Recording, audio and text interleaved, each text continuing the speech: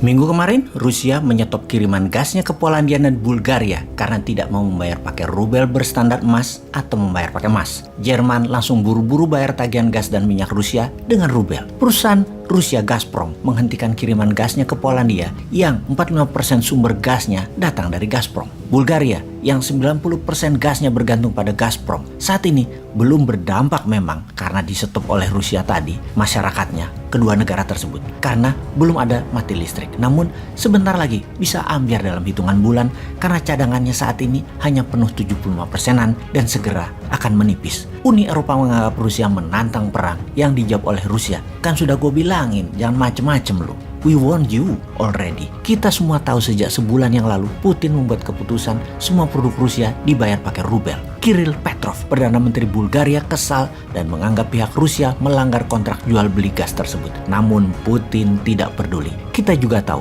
minyak bumi dan gas tidak mudah digantikan dengan seketika. Dibandingkan di rumah misalnya, ketika sambal botolan di rumah habis, kita bisa ganti dengan sambal ulek, sambal mata, sambal dadak yang dibuat dengan segera. Menggantikan sumbernya untuk gas dan minyak bumi, Anda harus menyiapkan jalur pipa baru, jalur distribusi baru, perlu tahunan membangunnya. Kita kembali ke Rusia yang memaksa menggunakan emas atau rubel berpatokan emas. Ini mengingatkan satu hal lagi tentang kekuatan tawar dolar yang ditantang rubel dan emas. Membuat otak liar kita yang merasakan ketidakadilan dolar mulai mendidih. Apa kita juga harus pakai emas? Bagaimana sebelum kita putuskan kita membahas sejarah uang dan sejarah emas sebagai alat bayar? Transaksi alat bayar di awalnya menggunakan sistem barter, di mana barang ditukar barang tercatat dalam sejarah pertamanya di daerah Mesopotamia hingga masa kejayaan Babilonia. Pertukaran barang dengan barang yang dicatat dalam sekeping tanah liat atau tablet tadi karena rumitnya menilai sebuah barang yang akan dipertukarkan. Sehingga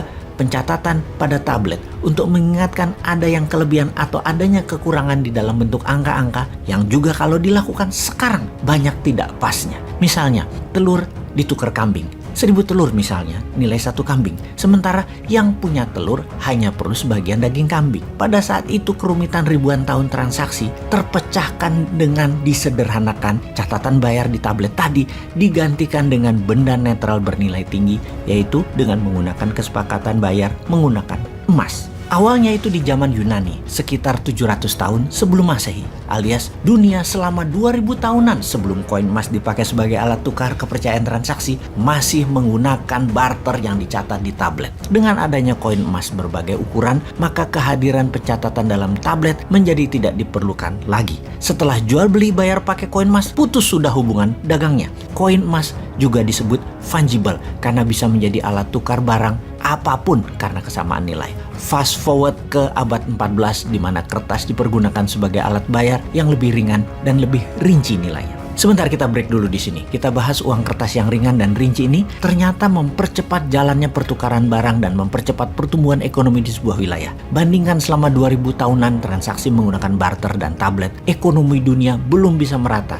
hanya di daerah-daerah tertentu di muka bumi ini. Lalu ketika menggunakan emas, koin emas sebagai benda fungible alat tukar, perekonomian dunia mulai bergerak kencang. Silk Road salah satu mahakarya transaksi menggunakan emas ini. Kemudian sejak abad 14, dunia meningkat lagi perekonomiannya dengan kemajuan teknologi, permesinan, perkapalan, pencarian bahan baku di wilayah dunia baru, membuat dalam sekejap Eropa menjadi benua termakmur di dunia kala itu karena kemudahan bertransaksi. Di abad pertengahan Eropa yang menjadi makmur dengan cepat karena transaksinya menggunakan kertas juga masih sejalan dengan transaksi yang menggunakan koin emas karena setiap terbitnya kertas ditopang dengan barang fisik emas sebagai jaminan terbitnya uang kertas tersebut, dan terbitnya uang tersebut hanya dari lembaga kepercayaan publik gabungan dari tempat penyimpanan uang yaitu bank dengan sebuah pemerintahan. Untuk itu, akhirnya dipertemukanlah standar emas untuk menopang nilai uang kertas atau fiat money, di mana Inggris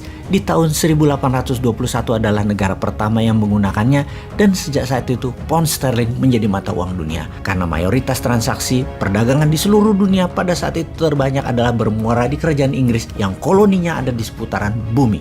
Kemudian pada tahun 1971 Amerika dengan dolarnya yang mulai menguasai 65% perdagangan dunia meniadakan konvertibilitas emas terhadap dolar atau emas tidak lagi menjadi jaminan terbitnya fiat money dolar. Oke, kita batasi informasi kali ini tentang uang dan evolusinya. Namun kembali mengingatkan, ketidakadilan printing money dolar ini ternyata sedang ditantang oleh Rusia dengan rubel backed by gold, atau bisa pilihan kedua di mana Rusia juga menerima emas lantakan pure 99.99% sebagai alat tukar membeli produk Rusia, minyak bumi dan gas. Rusia walau hanya 12% penghasil minyak dan gas bumi dunia, di mana minyak dan gas bumi Rusia di dunia mungkin hanya 1% nilai transaksi dolar.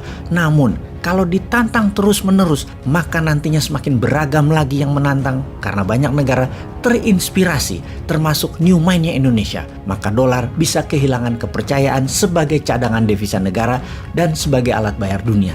Jadi ngerti kenapa Indonesia walau jauh di belahan dunia lainnya dari wilayah perang harus bersiap-siap atas apa yang akan terjadi kemudian.